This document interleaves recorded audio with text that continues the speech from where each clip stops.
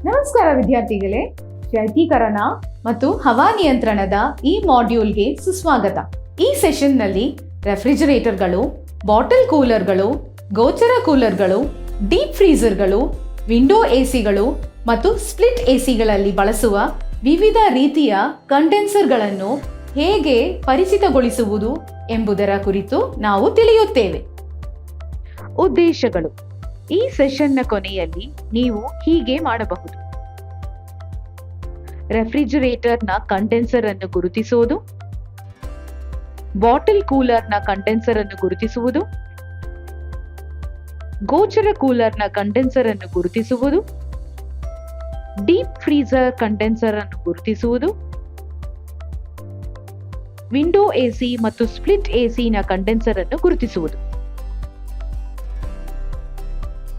ಈಗ ರೆಫ್ರಿಜರೇಟರ್ಗಳು, ಬಾಟಲ್ ಕೂಲರ್ಗಳು, ಗೋಚರ ಕೂಲರ್ಗಳು, deep ಫ್ರೀಜರ್ಗಳು, window ಎಸಿಗಳು ಮತ್ತು ಸ್ಪ್ಲಿಟ್ ಎಸಿಗಳಲ್ಲಿ ಬಳಸುವ ವಿವಿಧ ರೀತಿಯ ಕಂಡೆನ್ಸರ್ಗಳೊಂದಿಗೆ ಪರಿಚಿತರಾಗಲು ಅಗತ್ಯವಿರುವ ಉಪಕರಣಗಳು, ಸಲಕರಣೆಗಳು ಮತ್ತು ಉಪಭೋಗ್ಯಗಳನ್ನು ನೋಡೋಣ.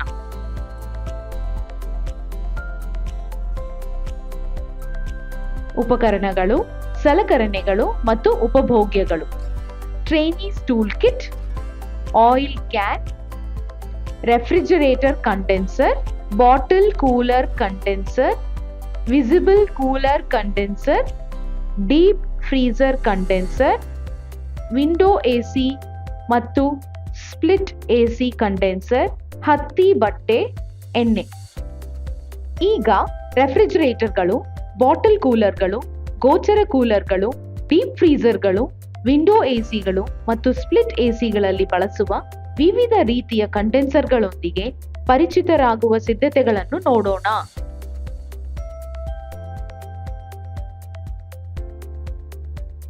ಟಾಸ್ಕ್ 1: ರೆಫ್ರಿಜರೇಟರ್ನಲ್ಲಿ ಬಳಸುವ ಕಂಡೆನ್ಸರ್ನ ಪ್ರಕಾರವನ್ನು ಗುರುತಿಸಿ ದೃಷ್ಟಿ ಪರಿಶೀಲಿಸಿ.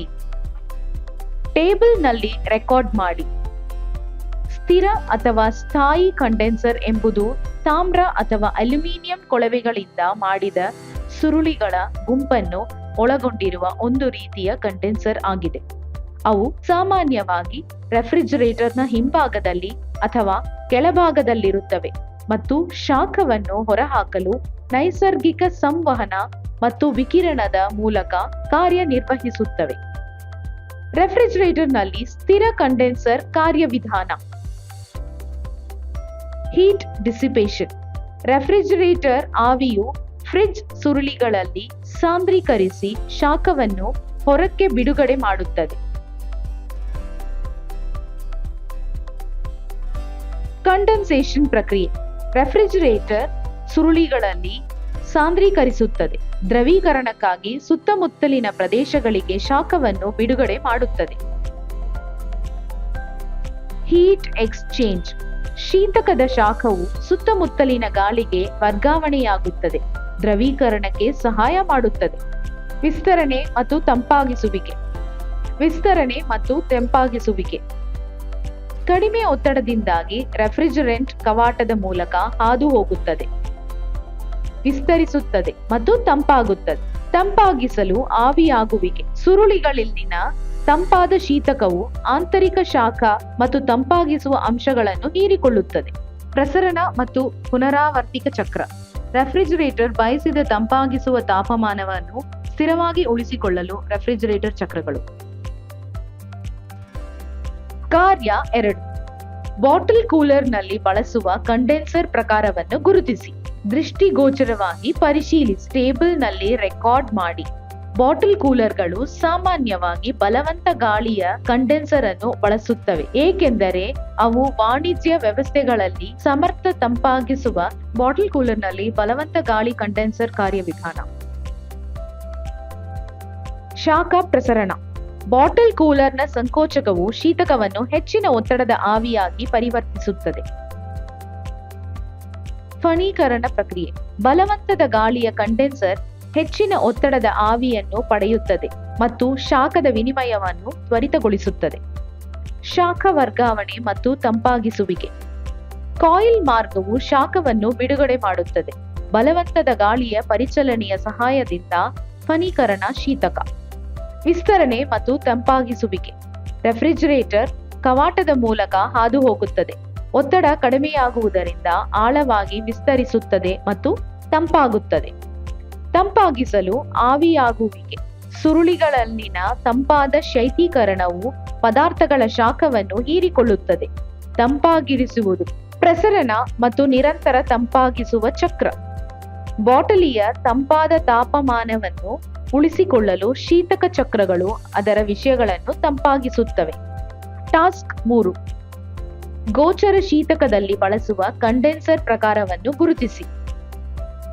ದೃಷ್ಟಿಗೋಚರವಾಗಿ ಪರಿಶೀಲಿಸಿ.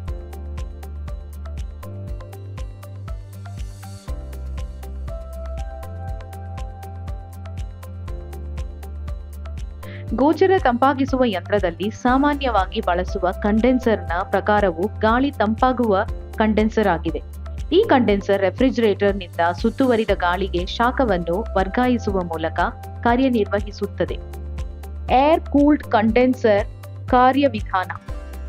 Refrigerant flow. ಶೀತಕವು ತನ್ನ ಅನಿಲ ಸ್ಥಿತಿಯಲ್ಲಿ ವ್ಯವಸ್ಥೆಯಿಂದ ಶಾಖವನ್ನು ಹೀರಿಕೊಳ್ಳುತ್ತದೆ ಮತ್ತು ಕಂಡೆನ್ಸರ್ಗೆ ಪ್ರವೇಶಿಸುತ್ತದೆ. Heat exchange.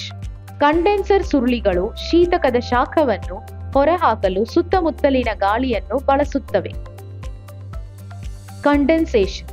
ಶಾಖದ ವಿನಿಮಯವು ಶೀತಕಗಳನ್ನು ಸಾಂದ್ರೀಕರಿಸಲು ಪ್ರೇರೇಪಿಸುತ್ತದೆ, ತಾಪಮಾನ ಮತ್ತು ಒತ್ತಡವನ್ನು ಕಡಿಮೆ ಮಾಡುತ್ತದೆ.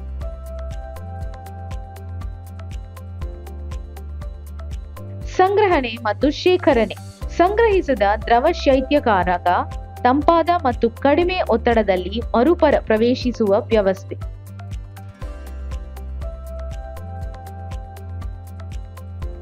ಗಾಳಿಯ ಹರಿವು. ಫ್ಯಾನ್ಗಳು ಅಥವಾ ಬ್ಲೋವರ್ಗಳು ಪರಿಣಾಮಕಾರಿ ಶಾಖದ ಪ್ರಸಾರಣಕ್ಕಾಗಿ ನಿರ್ಣಾಯಕ ಗಾಳಿಯ ಹರಿವನ್ನು ಹೆಚ್ಚಿಸುತ್ತದೆ. ಚಕ್ರದ ಮುಂದುವರಿಕೆ. ದ್ರವೀಕೃತ ಶೀತಕವು ಶಾಖವನ್ನು ಹೀರಿಕೊಳ್ಳಲು ಸಿದ್ಧವಾಗಿದ್ದು ಆವಿಯಾಗುತ್ತದೆ.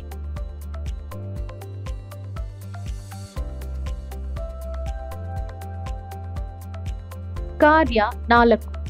ಡೀಪ್ ಫ್ರೀಜರ್ನಲ್ಲಿ ಬಳಸುವ ಕಂಡೆನ್ಸರ್ ಪ್ರಕಾರವನ್ನು ಗುರುತಿಸಿ. ದೃಷ್ಟಿಗೋಚರವಾಗಿ ಪರೀಕ್ಷಿಸಿ. ಕೋಷ್ಟಕದಲ್ಲಿ ರೆಕಾರ್ಡ್ ಮಾಡಿ. ಡೀಪ್ ಫ್ರೀಜರ್ಗಳಲ್ಲಿ ಸಾಮಾನ್ಯವಾಗಿ ಬಳಸುವ ಕಂಡೆನ್ಸರ್ ಪ್ರಕಾರವೆಂದರೆ ಫಿನ್ಡ್ ಟ್ಯೂಬ್ ಅಥವಾ ವೈರ್ ಆನ್ ಟ್ಯೂಬ್ ಕಂಡೆನ್ಸರ್ ಮತ್ತು ಕೆಲವು ಸಂದರ್ಭಗಳಲ್ಲಿ ಪ್ಲೇಟ್ ಟೈಪ್ ಕಂಡೆನ್ಸರ್ಗಳನ್ನು ಸಹ ಬಳಸಲಾಗುತ್ತದೆ. ಡೀಪ್ ಫ್ರೀಜರ್ನಲ್ಲಿ ಬಳಸುವ ಕಂಡೆನ್ಸರ್ನ ಕಾರ್ಯವಿಧಾನ. ಶೈತ್ಯೀಕರಣ ಹರಿವು.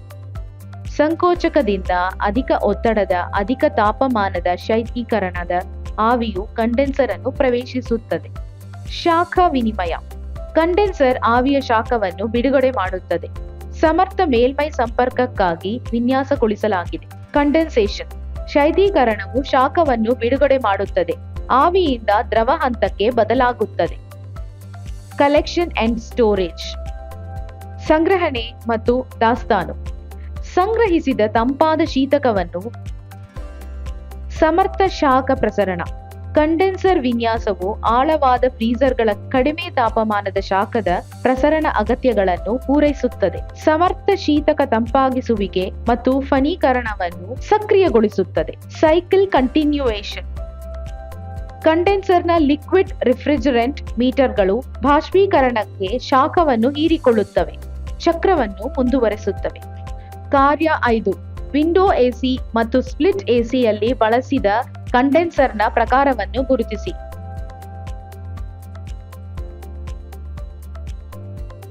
ವಿಂಡೋ ಎಸಿ ಮತ್ತು ಸ್ಪ್ಲಿಟ್ ಎಸಿ ಎರಡೂ ಸಾಮಾನ್ಯವಾಗಿ ಏರ್ ಕೂಲ್ಡ್ ಕಂಡೆನ್ಸರ್ಗಳನ್ನು ಬಳಸುತ್ತವೆ, ಆದರೂ ಅವುಗಳ ಸಂರಚನೆಗಳು ಭಿನ್ನವಾಗಿರಬಹುದು.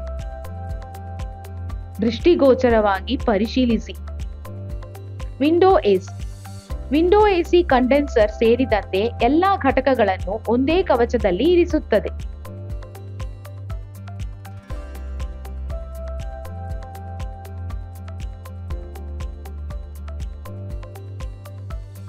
ವಿಂಡೋ ಎಸಿ ಕಂಡೆನ್ಸರ್ ಕಾರ್ಯವಿಧಾನ. Refrigerator compression. ಅನಿಲ ರೂಪದಲ್ಲಿ ರೆಫ್ರಿಜರೇಟರ್ ಕೊಠಡಿಯಿಂದ ಶಾಖವನ್ನು ಹೀರಿಕೊಳ್ಳುತ್ತದೆ. ಸಂಕೋಚಕವನ್ನು ಪ್ರವೇಶಿಸುತ್ತದೆ. ಅಲ್ಲಿ ಅದು ಸಂಕುಚಿತಗೊಳ್ಳುತ್ತದೆ. ಸಾಂದ್ರೀಕರಣ. ಹೆಚ್ಚಿನ ಒತ್ತಡದ ಬಿಸಿ ಶೀತಕ ಅನಿಲವು ಹೊರಗಿನ ಸುರುಳಿಗೆ ಬದಲಾಗುತ್ತದೆ. ಅಲ್ಲಿ ಇದು ಪರಿಸರಕ್ಕೆ ಶಾಖವನ್ನು ಹೊರಹಾಕುತ್ತದೆ, ದ್ರವವಾಗಿ ಸಾಂದ್ರೀಕರಿಸುತ್ತದೆ.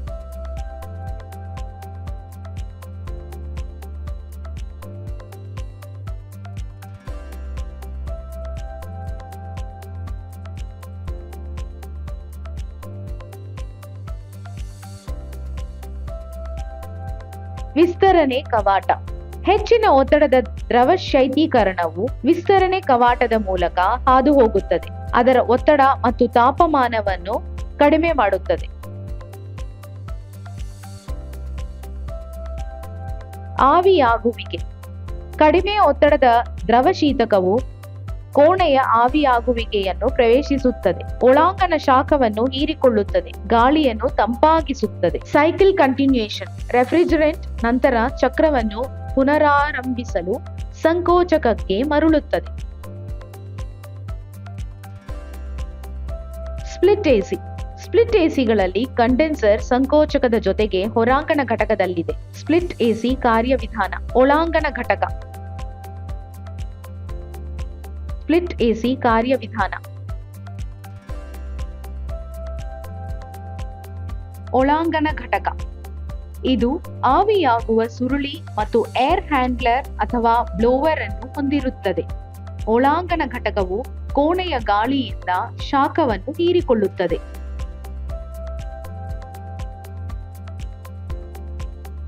ಹೊರಾಂಗಣ ಘಟಕ ಸಂಕೋಚಕ ಮತ್ತು ಕಂಡೆನ್ಸರ್ ಸುರುಳಿಯನ್ನು ಹೊಂದಿದೆ.